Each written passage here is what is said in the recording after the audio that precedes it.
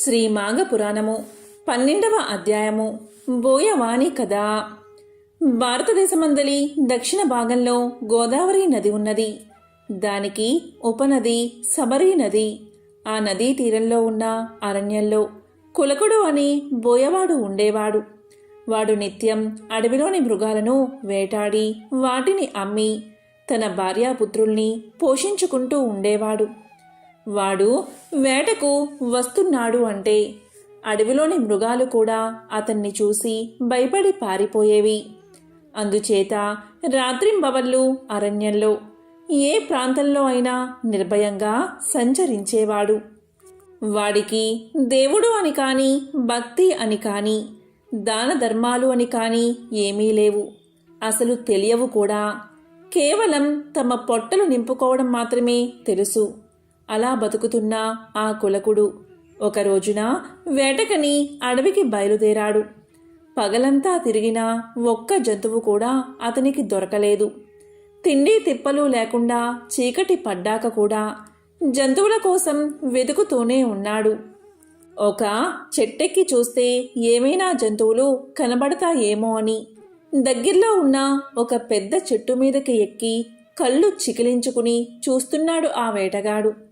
రాత్రి గడిచిపోతుంది, కానీ జంతువులు ఏవి ఆ ప్రాంతానికి రాలేదు.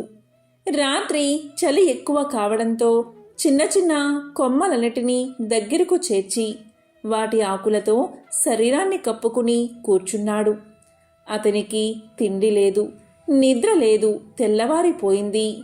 జంతువులు దొరకలేదని తన దురదృష్టాన్ని తిట్టుకుంటూ ఇంటిదారి పట్టాడు ఆ వేటగాడు. కులకుడు వేటకు బయలుదేరిన రోజు మహాశివరాత్రి, అంటే మాఘ కృష్ణ చతుర్దశి. ఆ రోజు జంతువుల వేటలో పడి అతను పగలు తిండి తినలేదు, రాత్రి నిద్ర పోలేదు. రాత్రి అతడు ఎక్కి కూర్చున్నది ఒక మారేడు చెట్టు.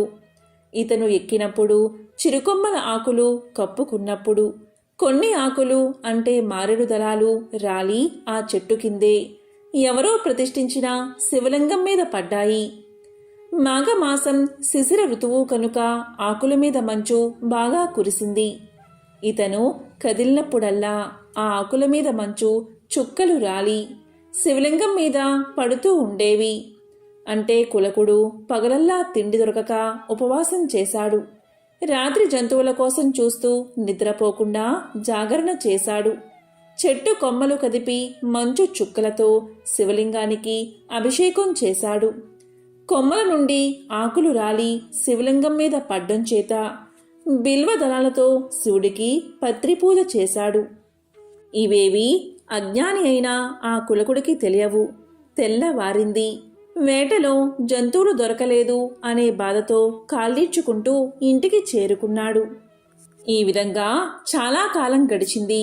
కులకుడు బాగా ముసలివాడు అయిపోయాడు. ఉత్తరాయణంలో ఒక పుణ్యమైన పర్వదినన్నాడు కులకుడు శరీరాన్ని చాలించాడు.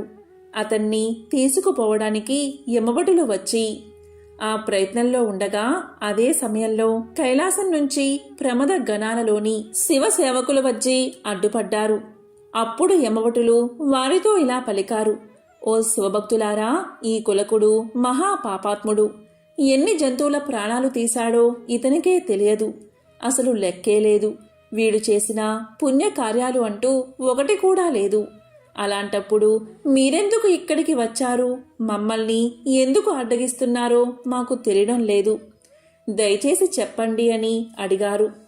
అప్పుడు శివభటులు యమభటులతో ఇలా పలికారు: భటులారా, మీరు అడగడం సమంజసమే. ఈ కులకుడు బుద్ధిపూర్వకంగా ఏ పుణ్యకార్యాలు చేసినవాడు కాదు. ఇతడు నరకానికి పోవలసిన వాడే.